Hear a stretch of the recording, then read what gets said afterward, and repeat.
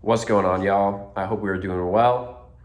Coming at you from the crib today, much unlike those picturesque locations that I've been trying to go to in the past few videos, because I am a bit under the weather. Had a severe allergic reaction to a cat, and it's just been knocking me out the past few days. But we got our Poo Air tea. It's a beautiful Wednesday afternoon in Chicago, Illinois. We got some classic Tribe Called Quest Midnight Marauders on the platter in the background, because today I'm going to be talking about one of my favorite up-and-coming artists, and specifically his newest album. And he is from New York and pulls a lot from hip-hop and jazz, so I thought this would be a perfect thing for the background. Today I'm talking about Cisco Swank and his newest album, More Better. This is his first solo record he put out in 2023 on Thanks Recordings. And it's becoming one of my favorite albums from that year. I hadn't heard it until about a couple of weeks ago, and I've been spinning it non-stop. It's a no-skip album for me. Every single track is heat, and I get something pretty potent out of every single track. So I want to take you through those today and kind of take you through the background of the record and just shed some light on this, because he's emerging and doing great things. He just played at the Blue Note like last night or maybe 2 nights ago in New York. That's a big thing. So he's definitely on the scene. He's definitely doing his thing, but not a whole lot of people really know who he is. So I want to shed some light on him today. I pulled a few quotes and stuff from some different magazine articles of him speaking on the album, and other people speaking about him as well, that I kind of thought were pertinent, that I would love to touch on. So he kind of describes this whole album as just an assembling of sonic vignettes of his life and experiences over the past 5 years. You hear him talk a lot about COVID-19 and kind of his struggle with seeing his future, but knowing that it's gonna be all right and he's just gonna smile through it, and that he will achieve those dreams at the end of the day. And he's definitely getting there, I will tell you that. He basically says he's a black socially aware Jacob Collier who can rap, which I just think is such a funny description. He also says that he was basically indifferent to hip hop until he heard rap and jazz come together on Kendrick Lamar's To Pimp a Butterfly in 2015, which is one of the most iconic hip hop albums to ever be dropped by far. 10 out of 10 album. If you haven't heard that, do yourself a favor, go listen to that album. It is absolutely mind-bending and changed so many people's lives, including mine. But that album featured Robert Glasper, Ryan Porter, and Kamasi Washington. And Cisco says that was definitely a turning point. And he was like, all right, this is it. This is the stuff I really want to get into. And that definitely made him get more into both jazz and rapping. I got that quote from Fader magazine, shout out. They're a really great magazine, and I love what they do over there. There's a trumpet player who's featured on one of the tracks on this album, Ambrose Akinmusire. Absolutely wonderful trumpet player. He pulls a lot from the classical and hip hop and jazz traditions and kind of fuses them all into one in a lot of his music. And he's definitely more on the avant-garde side. I once heard him play solo for like an hour straight in a huge chapel, and it was one of the most mind-blowing and impactful performances that I have ever witnessed or experienced. And that just goes to show his musicality. He describes Cisco Swank as sitting right in the center of a lot of points. And it doesn't really seem like he's trying to. It's just who he is. He is black music, all of it. It's in every note. And I couldn't agree more. Cisco is pulling from R&B, hip hop, soul, even some of those punk garage aspects, and especially jazz. He has obviously trained himself in that domain through his piano playing on the album and just kind of the arranging and the thought process behind it. His mother also used to be a rapper in New York, and she went under the name Mickey D, which I think is just pretty peak. So now we're gonna get into the track listing, and the first track is Intro/More. Kind of just comes in with these super beautiful background vibes, kind of on bass and piano, with a crowd cheering in the back and a hype man shouting, "New solo album, are you ready for the dragon?" And proceeds to just vibe out for like another minute, and kind of has some like demented skips and cuts at the end of the intro, which is kind of just a hip hop tradition. Kind of sound like MF Doom, a little bit of Jay Dilla going on, where it's just these really short, just like kind of cut up, just like little skips at the end of that little track. And it's just kind of a sneak peek into what the album is going to be. The second track is entitled Until, which is featuring Malaya and Morgan Guerin. Malaya is a great vocalist and has worked with some more trumpet players that I admire, Theo Croker and Keon Harold, amongst many others. And Morgan Guerin I had never really heard of, but he's a flaming tenor saxophonist, really killed this track. But yeah, Malaya comes in hard with the first lyrics of the album. The snares just sounded so nice. Still feels like kind of an intro to the album. And then in the last minute, Morgan just flames the track. And there's some awesome studio kind of dialogue at the end of that track, which is like, sheesh, bro. That was crazy. That was great. Because it was. He's just like, he's getting in it. And I think it adds so much to that track. Although that track still feels kind of like an intro, it feels like an intro still. There's kind of a few intros going on here. Track number 3, If You're Out There, it doesn't have a beat really, but it touches on his journey and his message for the whole record, which is that he doesn't really know what's ahead, but walking into it with a smile and knowing we gonna be all right. We're gonna be fine. He put the work in. He's doing it for the greater good and knows it's gonna be okay. This third track still kind of feels like an intro track. Really, the first full-fledged song on the album to me is track number 4, entitled Home, which I love when artists do that and kind of take their time at the beginning of an album and not jumping straight into it. Home features a lot of bebop and funk-laden bass lines, and it just really tickles my ears. There's this one part towards the end on the bass line where it's like super poppy, and every time I just get a physical, visceral reaction from my head and from my body from somewhere. It's just nasty.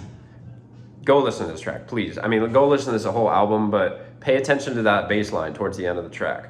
The mixing on the whole album is phenomenal. I think he produced it, but I would have to assume that some other people kind of helped him along the way. But just orally, it sounds phenomenal. And the headphones catch me vibing to this album all the time.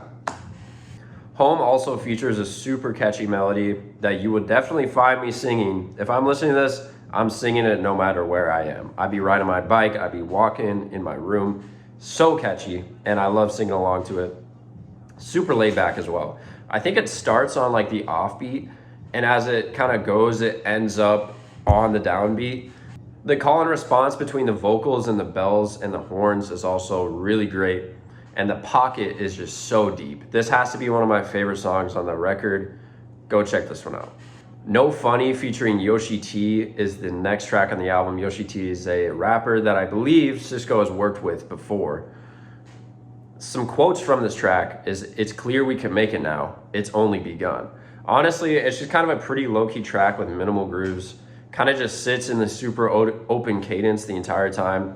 That is, until it fades into this super swinging trio at the end of it, where you can tell Cisco is kind of paying homage to those pianists that made him love this music, love jazz music, like McCoy Tyner and Herbie Hancock. He's really laying in there, and just the trio is really swinging. There's a few parts where he kind of teases you with some jazz elements, some pretty direct jazz elements, but doesn't really go too deep into it, which I always love. He kind of keeps it more in the hip-hop vein, although is really pulling from a lot of different points.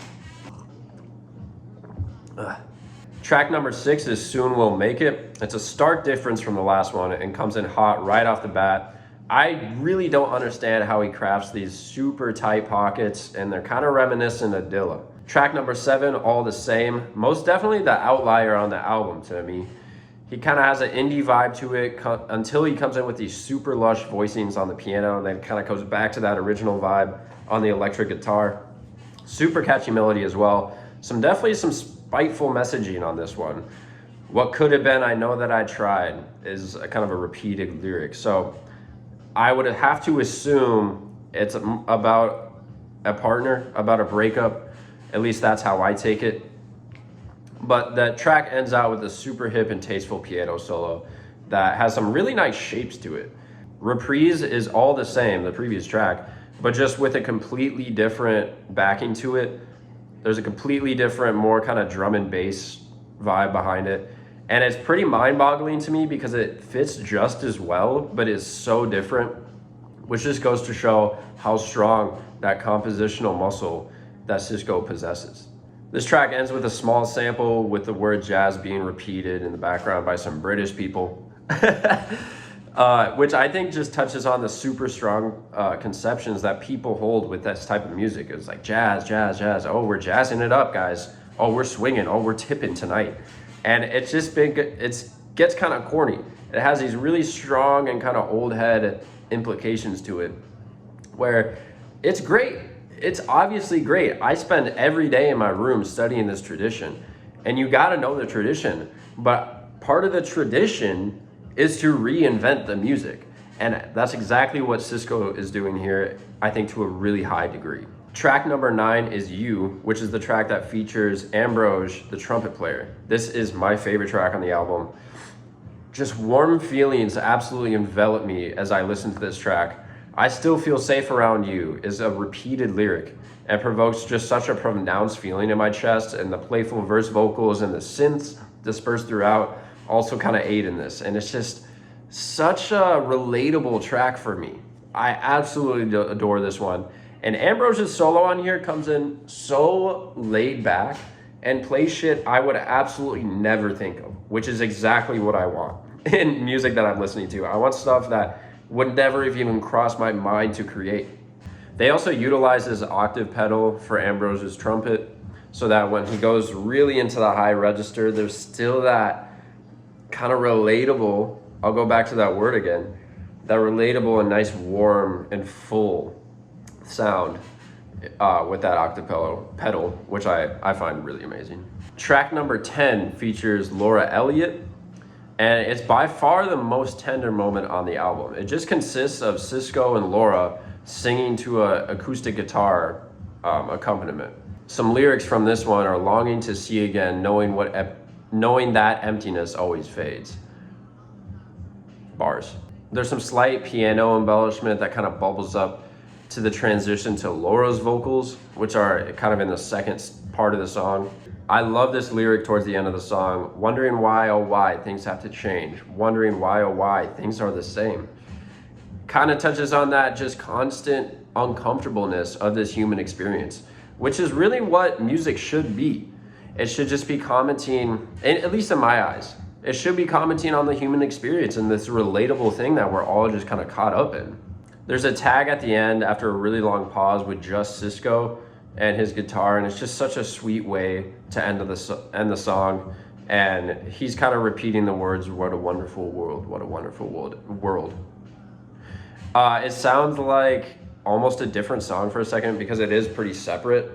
There's a good bit of silence between those, but it's just a nice little treat at the end of that track. Coming in at track 11 out of the 13 is What Came From Above. This one, in contrary to the last one, super tender, this one comes in super hard, super laid back with both the beat and the bars, and I can't help but nod along. It is a pretty short track though, but nothing wrong with that at all. Track number 12 is Over Now, and some quotes from this one is "Done chasing waterfalls. We can just relax and enjoy the ride." This one has some hard-hitting piano loops throughout the song and a super bouncy bass line that is ear candy, pure ear candy. The last track is Still Trying, which has some repeated lyrics from the beginning of the album on If You're Out There. Like, leave the crib, phone never charged, and the last lyric of the album is I still don't understand it all, which I love that. He drops this absolute banger of a record. Super musical, really ingenious, but he still don't know it all. He still don't know it all. No one really does. I love it so much, and it kind of ends on this huge question mark. There's this really long kind of piano cadenza with some strange voicings in the higher register, and it leaves off that. That is my take on the new Sisqó Swank record, More Better. Go check him out if you can. I would highly recommend. Thank you so much for watching to the end of this. I hope you like this new edition of Fresh Cuts, where I'm going to be taking some albums that I don't necessarily own on vinyl or any physical media, but still really commenting on them in depth. And I like taking deep dives into records, whereas usually in my videos, I'm just going through a bunch of records, which there's nothing wrong with that, but I'm here to talk about the music. I don't really give a fuck about no pressings or any of that shit. If it's an original pressing, that's cool. I don't really care. I want to talk about the music. Let's get this conversation going. Leave a like, subscribe. You already know what to do. Enjoy the rest of your day. I'll catch you guys in the next one. Peace out.